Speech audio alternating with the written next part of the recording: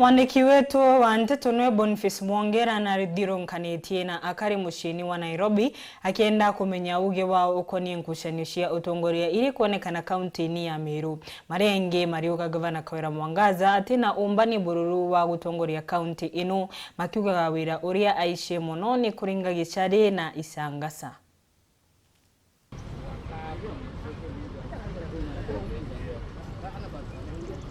Giki ikyo kinginanginene na kiga kya monanire kira kire nyumekwa ikyo kithero gitumika kuthima rugendo rwa gwitantere mwanya mwache nthiguru ya Kenya ni Nyankuruki gushoka aja Nairobi na nandi ntukwena arwa ajana tukwambira rugendo rwetu rugwita kuri antu ba county Nairobi ura bakuthwania kusu county ya Meru ni Nyankuruki utongira burabuleo atukaba igwe.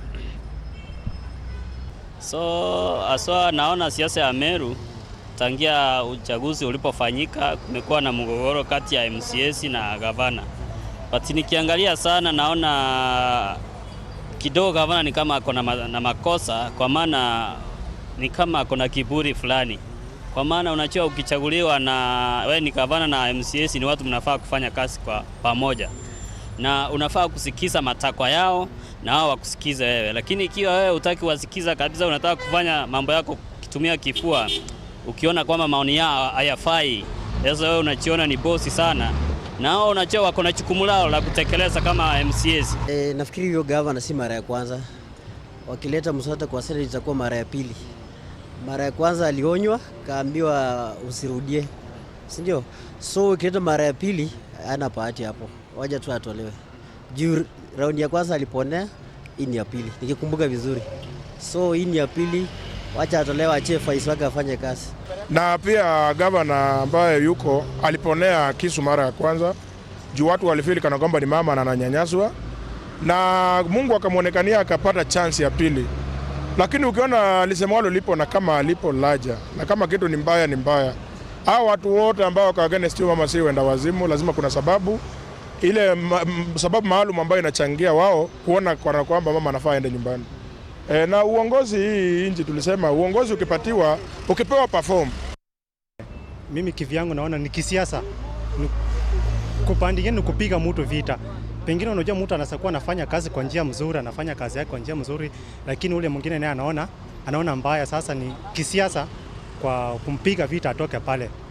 Kwa another thing tena, unajua unasapata mtu anataka huyu atoke ili aweke mtu wake pale hivyo. So mimi kwa maoni yangu wawache mama afanye kazi yake kwanza, hii miaka 5 iishe. Si gavana wa kwetu, lakini amekuwa akiendeleza hiyo maneno ya hiyo kaunti kama kitu ya kifamilia, na anafaa kuwa anasikiza wenye walimchagua, nao kama wanafikiana na MCA wanajenga kaunti yao vizuri. Sioni kama anafaa kupewa mara nyingine. Anafaa akae kando kwanza. Kama inawezekana akae kando. Wakifuata ile utaratibu inawezekana akae kando. Bisa mimi si mkazi wa Meru, lakini huwa nimesikia malalamishi kadhaa. Nilisikia hata hivi majuzi kuna barabara ambayo inaenda kwake. Ameandika jina ya mpenzi wake ambaye ni mume wake. Sidhani kama ni jambo la busara kabisa.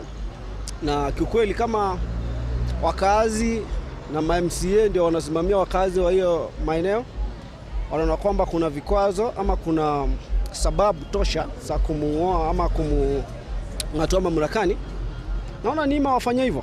Kawira te chance ya batera konenkerwa tonto wa Meru ntaka.